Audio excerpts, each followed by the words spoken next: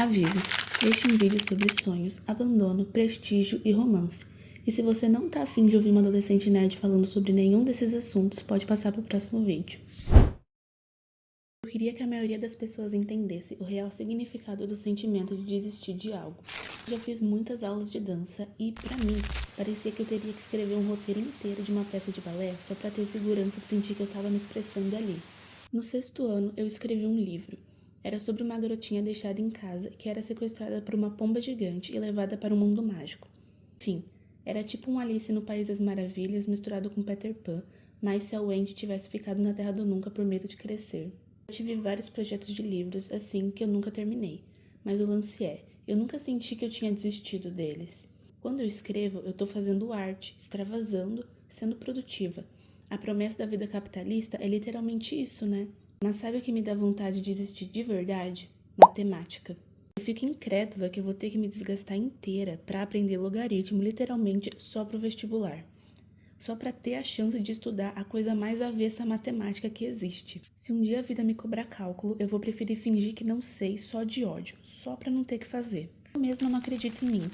Eu estudo num sistema educacional que manda um material fraquíssimo, que constrói as médias dos alunos com base em resultados falsificados de IA, que não combate o uso dessas IAs e nem fornece equipamento ou internet de qualidade para a gente fazer plataformas que definem as nossas notas.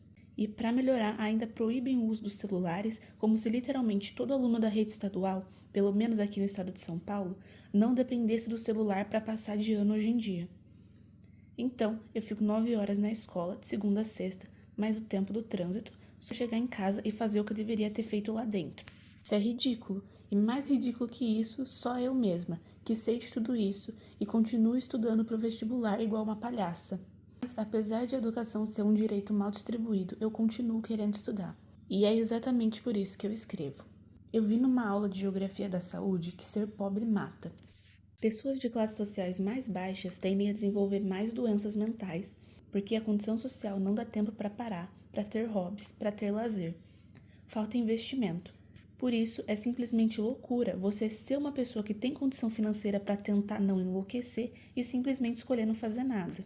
Eu escrevo porque eu tenho tempo para escrever. E, no mundo que a gente vive, ter tempo e ter hobbies é um privilégio muito subestimado.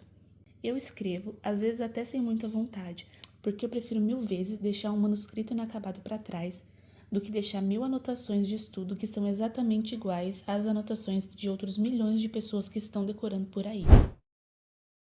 O polo puramente mercadológico das ciências exatas desgasta até a última gota de cinismo que me resta suportar. Honestamente, eu me canso de tanta exaustão gerada pela desvalorização da subjetividade dentro das instituições que, teoricamente, deveriam nos deixar extasiados pelo ar do rompimento desses ciclos, mas que apenas canalizam a energia dos estudantes para sustentar nossa própria desvalorização psicológica e moral. Mundo economicamente centrado. Um aspecto do mundo capitalista, também é possível perceber isso em campos internacionais, como em livros como A Redoma de Vidro, de Sylvia Plath, ou O Apanhador do Campo de Centeio, de J. D. Salinger, nos quais o cerne está na asfixia sofrida pelos protagonistas diante de tal cenário, diante das expectativas sociais de um futuro pré-moldado. A rebeldia extrema pode se apresentar como o único viés possível para antagonizar contra a falsidade na qual a rigidez do mundo adulto fora meramente apresentada para nós enquanto ainda éramos jovens. Darcy Ribeiro já denunciou que a crise da educação no Brasil não é uma crise, é um projeto. A hipervalorização do tecnicismo em detrimento de uma formação humanística integral serve exatamente para suportar a divisão de classes. As instituições escolares parecem não passar de fábricas de vestibulandos, totalmente esvaziados do potencial de pensamento crítico e sufocados de repertório de bolso com os quais nem são capazes de simpatizar. Apesar de, atualmente, contar com material que busca tratar criticamente de assuntos como desigualdades sociais, sempre relembra forte e burocraticamente que este ensinamento só existe em função da cobrança em vestibulares. Tudo agindo em favor da lógica da globalização como fábula, que opera para transformar o cidadão em um mero consumidor e técnico do território.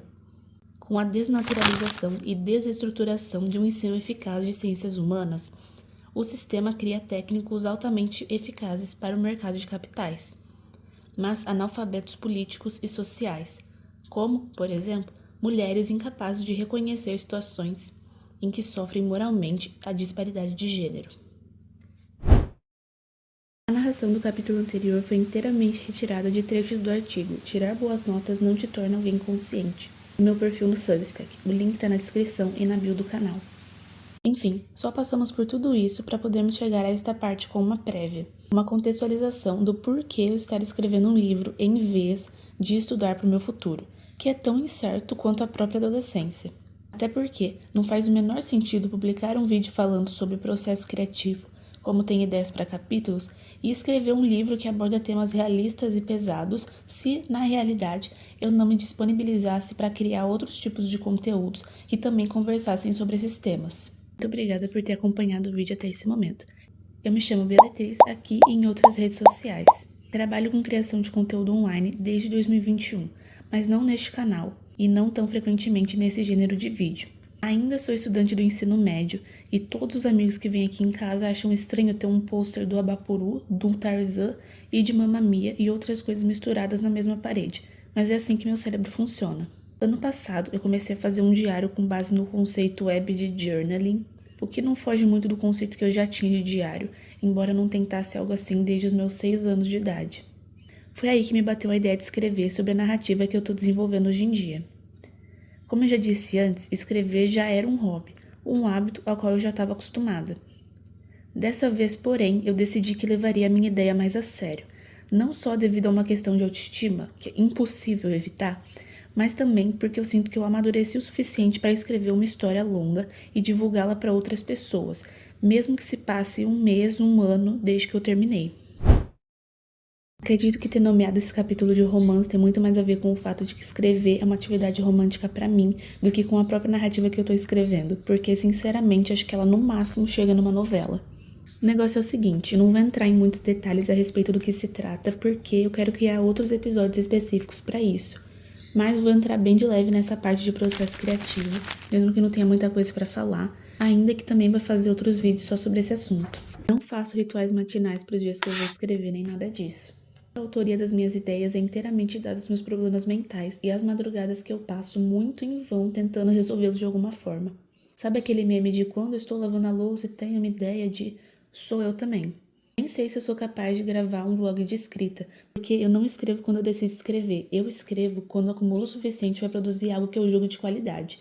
E, quando eu estou escrevendo, tenho que apenas escrever, porque senão estaria jogando as minhas ideias boas fora por ter um momento de escrita que não é a altura de colocá-las em palavras. Então, nada ficaria do meu agrado. Deu para entender? A minha narrativa se passa assim, em um universo fictício, mas eu não tenho um fichário de 10.000 pastas detalhando cada aspecto desse mundo, porque ele não é a parte mais importante da história. Na verdade, essa é uma narrativa introspectiva, uma novela psicológica, assim como A Hora da Estrela, de Clarice Lispector.